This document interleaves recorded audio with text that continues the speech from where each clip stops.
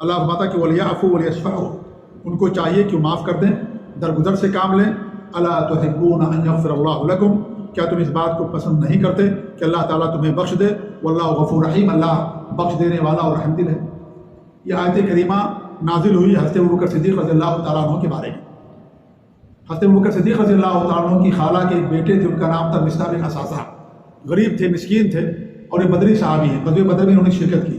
تو حضرت ابوبکر صدیق رضی اللہ تعالیٰ عنہ پورا ان کا خرچ برداشت کرتے تھے، ان کی زندگی کی تمام ضروریات کو پوری کرتے تھے۔ حضرت ابوبکر صدیق رضی اللہ تعالیٰ عنہ، مصعب بن اساسہ ان کا نام ہے، ان کی خالہ کے بیٹے تھے۔ کن کی خالہ کے؟ ابوبکر صدیق رضی اللہ تعالیٰ عنہ کی خالہ کے بیٹے تھے، پورا خرچ برداشت کرتے تھے۔ لیکن جب منافقوں نے حضرت عائشہ رضی اللہ تعالیٰ عنہا پر الزام لگایا، کس چیز کا الزام لگایا؟ زنا کا الزام لگایا کہ انہوں نے فلاں کے ساتھ زنا کیا، نعوذ باللہ، اللہ تعالیٰ ہماری زبانوں کو پاک و صاف رکھے۔ انہوں نے اس طرح کا الزام لگا دیا کہ انہوں نے، منافقین نے، حضرت عائشہ رضی اللہ تعالیٰ عنہا پر۔ تو یہ مصعب بن اساسہ جن کا پورا خرچ برداشت کرتے تھے حضرت ابوبکر صدیق رضی اللہ تعالیٰ عنہ، وہ شیطان کے بہکاوے میں آ گئے، لوگوں کے ورغلانے میں آ گئے، اور اس طریقے سے انہوں نے بھی حضرت عائشہ رضی اللہ تعالیٰ عنہ پر اس طرح کی بات کہہ دی۔ صحابہ ہیں، انسان ہیں، معصوم نہیں ہیں۔ آپ ذرا دیکھیں کہ بدری صحابی ہیں، لیکن پھر بھی شیطان کی چال میں پھنس گئے، منافقوں کی چال میں پھنس گئے وہ۔ اس لیے ہم اور آپ کون ہیں؟ ہم بھی، انسان اپنے آپ کو بہت پارسا سمجھتا ہے، بہت نیک سمجھتا ہے کہ میں تو بہت نیک ہوں اور میں بہت ٹھیک ٹھاک ہوں، میں ان کے ساتھ جاؤں گا، ان کے ساتھ رہوں گا، ہمارے اوپر کچھ اثر نہیں پڑے گا۔ ایسا نہیں ہے۔ انسان ہے، انسان بھول جاتا ہے، انسان کمزور ہے، شیطان کی چال کامیاب ہو جاتی ہے، انسان بہکاوے میں آ جاتا ہے، اور انسان رہتے رہتے کسی دوسرے کے عقیدے کو برداشت کر لیتا ہے، یعنی اس کو اپنا لیتا ہے۔ ایسا ہوتا ہے، خربوزہ خربوزے کو دیکھ کر کے رنگ پکڑتا ہے۔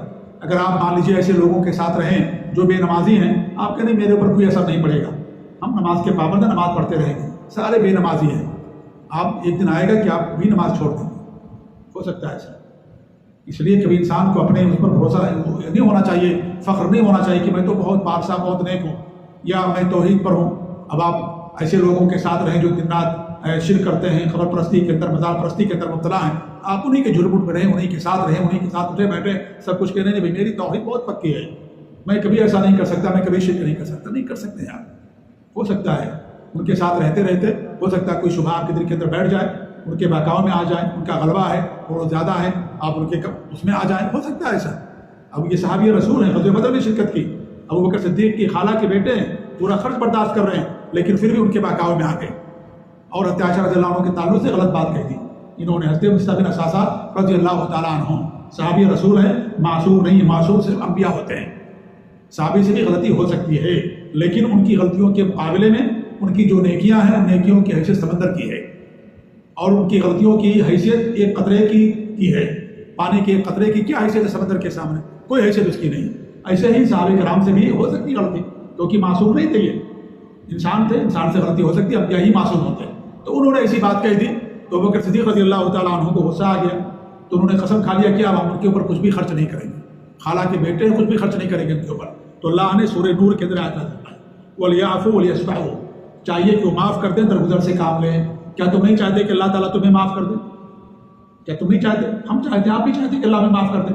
جب آپ یہ چاہتے ہو تو انسان، فلاں انسان بھی آپ سے چاہتا ہے کہ آپ بھی اس کو معاف کر دیں۔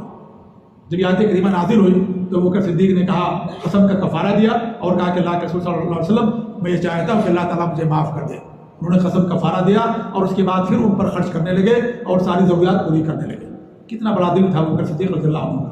ان کی بیٹی پر الزام لگایا جا رہا ہے، بیٹی پر۔ آج اگر ہمیں کوئی چھوٹی سی بات کہہ دے تو ہم ہمیشہ کے لیے اس کو بھول جاتے ہیں، معاف نہیں کریں گے، شادی میں نہیں جائیں گے، مرنے میں نہیں، موت میں نہیں جائیں گے، جنازے میں نہیں جائیں گے، فلاں چیز میں نہیں جائیں گے۔ نہیں، چھوٹی سی بات کسی نے کہہ دی اور دل کے اندر اس کو بٹھا لیا، اب کبھی معاف نہیں کر سکتے۔ ہمارا بھائی ہے تو بھی، ہماری بہن ہے تو بھی، چچا ہے تو بھی، اتنا قریبی رشتہ، لیکن پھر بھی معاف کرنے کے لیے ہم تیار نہیں ہوتے۔ خالہ کا بیٹے ہیں، پورا خرچ برداشت کر رہے ہیں۔ کتنا بڑا دل تھا ابوبکر صدیق، کتنے پارسا، کتنے نیک تھے صحابہ کرام۔ فوراً انہوں نے معاف کر دیا، کہا اللہ کے رسول صلی اللہ علیہ وسلم، میں چاہتا ہوں کہ اللہ مجھے معاف کرے، تو میں بھی، تو اللہ نے جب آپ کو قدرت دیا تو آپ بھی دوسرے کو معاف کر دیجیے۔ ان سے غلطی ہو گئی، انہیں پچھتاوا ہے، افسوس ہے اس بات پر، آپ ان کو معاف کر دیں۔ انہوں نے معاف کر دیا۔ کتنا بڑا جگر تھا ابوبکر صدیق اور صحابہ کرام کا کہ فوراً انہوں نے ان کو معاف کر دیا۔ آج ہم ایسا نہیں کر سکتے، یعنی پوری زندگی ان پر انہوں نے خرچ کیا، برداشت کیا، غریب تھے بیچارے، مسکین تھے، مال نہیں تھا، ابوبکر صدیق مالداروں میں سے تھے، تو پورا ان کا پورا خرچ برداشت کرتے تھے، لیکن جب معاملہ معاف کرنے کا آیا تو فوراً انہوں نے معاف کر دیا. تو یہ آیت کریمہ ان کے تعلق سے نازل ہوئی کہ جیسے آپ یہ چاہتے ہو کہ اللہ تعالیٰ آپ کو معاف کر دے، ایسے ہی اللہ رب العالمین آپ سے بھی چاہتا ہے کہ آپ دوسروں کو معاف کر دیں. تو انہوں نے معاف کر دیا. تو یہ اس موقع پر آیت کریمہ نازل ہوئی جب منافقوں نے حضرت عائشہ رضی اللہ عنہ کے بارے میں اس طرح کی بکواس کی، الزام تراشی کی، اور ایک صحابی رسول کے ساتھ ان کا نام جوڑ دیا. صفوان بن معطل السلمی تھا ان کا نام رضی اللہ تعالیٰ عنہ. حالانکہ بوڑھے صحابی تھے، بیچارے بوڑھے صحابی تھے. اور یہ غزوہ مریسی کی بات ہے.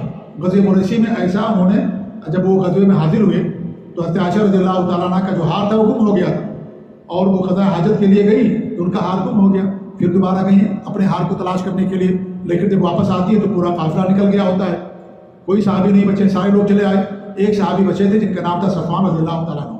آپ صلی اللہ علیہ وسلم جب جنگ میں جاتے تھے ذمہ داری لگا دیا کرتے تھے کہ بھائی آپ کی ذمہ داری یہ ہے کہ آپ سب سے لاسٹ میں آئیں گے.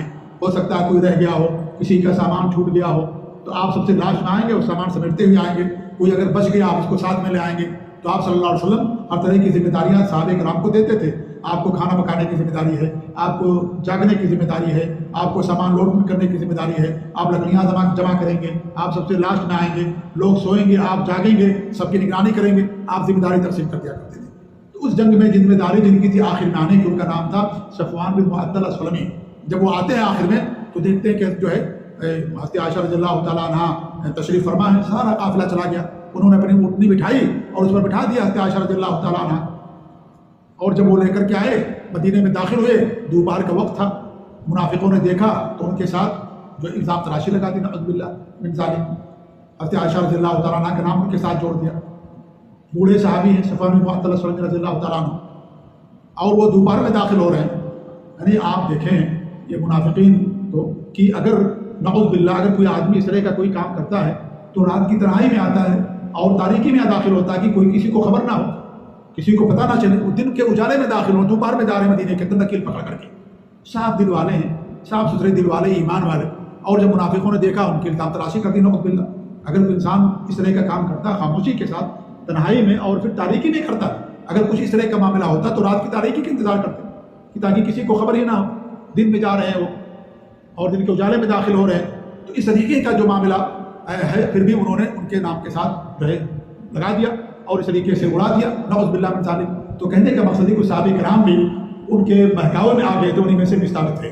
اور آج جو شیعہ ہے رافضی، ان کا باقاعدہ عقیدہ ہے کہ حضرت عائشہ نے ان کے جو زنا کیا تھا. نعوذ باللہ. حضرت عائشہ جو پوری دنیا کے مومنوں کی ماں ہیں، عائشہ رضی اللہ عنہا. آج بھی جو رافضی اور شیعہ ہیں ان کا عقیدہ ہے یہ کہ حضرت عائشہ رضی اللہ عنہ نے زنا کیا تھا. اس لیے انہوں نے اپنی کتابوں کے اندر لکھا ہے کہ جب مدینے کے اندر ہماری حکومت آئے گی یہ شیعوں کی تو حضرت عائشہ کو قبر سے نکال کر کے رجم کریں گے، کیونکہ ان کو رجم نہیں کیا گیا تھا، انہوں نے غلطی کی تھی، گناہ کیا تھا. نعوذ باللہ من ذالک. کس قدر یعنی یہ بدعقیدگی، یہ کفر ہے. یہ اللہ رب العالمین نے ان کی برات نازل فرمائی قرآن کے اندر، سورہ نور کے اندر، کہ وہ پاک ہیں. ہمارے نبی صلی اللہ علیہ وسلم کی بیوی، ہم میں سے کوئی انسان برداشت نہیں کرے گا اس کی بیوی کے ساتھ اس طرح کی الزام تراشی کر دی جائے. اللہ کے رسول صلی اللہ علیہ وسلم پاک اور آپ کی بیویاں پاک، لیکن اس کے باوجود بھی منافقوں نے الزام لگایا. اور آج یہ جو منافقین ہیں شیعہ اور روافض آج بھی عقیدہ رکھتے ہیں حضرت عائشہ رضی اللہ تعالیٰ عنہ کے بارے میں. اس لیے اہل سنت والجماعت کا علماء کا موقف ہے. امام مالک نے فرمایا کہ آج اگر کوئی حضرت عائشہ کے بارے میں عقیدہ رکھتا ہے تو مسلمان نہیں ہے، کیونکہ وہ قرآن کی تکذیب کر رہا، قرآن کو جھٹلا رہا ہے. قرآن میں اللہ نے فرمایا کہ حضرت عائشہ پاک ہیں. یہ سب الزام ہے حضرت عائشہ پر، لہذا وہ قرآن کو جھٹلا رہا ہے. اگر کوئی آج اس طرح کا عقیدہ رکھتا ہے یا اس طرح کی بات کرتا ہے تو یہ شیعہ اور روافض کا عقیدہ یہی ہے. اگر جو آپ کے سامنے ظاہر نہ کرے لیکن ان کا عقیدہ یہی ہے. میں تو سمجھتا تھا کہ جو سعودی عرب کے شیعہ ہیں وہ شاید کچھ ٹھیک ہوں گے. میں نے خطیب کے ایک شیعہ عالم کی تقریر سنی، اس نے اپنی تقریر کی شروعات ہی اسی بات سے کیا، 3 مرتبہ کہا ہمارا ایمان ہے، ہمارا ایمان ہے، ہمارا ایمان ہے کہ عائشہ نے زنا کیا تھا. 3 مرتبہ اس نے کہا تقریر کے شروع میں. میں سمجھا کہ شیعہ یہاں کچھ ٹھیک ہوں گے، سعودی عرب کے نہیں. سب کا عقیدہ وہی ہے، سب حضرت عائشہ کے بارے میں یہ عقیدہ رہتا ہے. نعوذ باللہ. اللہ انہیں غارت کرے، انہیں برباد کرے. یہ سب سے بڑے دشمن ہیں مسلمانوں کی. یہود و نصارہ سے بڑے دشمن ہیں جو رافضی ہیں. یہود و نصارہ سے بڑے دشمن ہیں. جی ہاں. بہرحال یہ آج بھی شیعوں اور رافضیوں کا عقیدہ ہے نعوذ باللہ حضرت عائشہ رضی اللہ تعالیٰ کے تعلق سے. ہمارا کہنا یہ ہے کہ اگر کوئی عقیدہ رکھتا ہے وہ کفر کا عقیدہ رکھتا ہے. اللہ نے ان کی برات نازل فرمائی قرآن کریم کے اندر، قیامت تک تلاوت کی جائے گی. لہٰذا آج اگر کوئی عقیدہ رکھتا ہے تو وہ کفر کا عقیدہ رکھتا ہے، جیسا کہ حضرت امام مالک نے فرمایا رحمۃ اللہ علیہ کہ اللہ نے قرآن میں ان کی برات نازل فرمائی. اگر کوئی ایسا عقیدہ رکھتا ہے تو گویا کہ وہ قرآن کریم کی تکذیب کرتا ہے.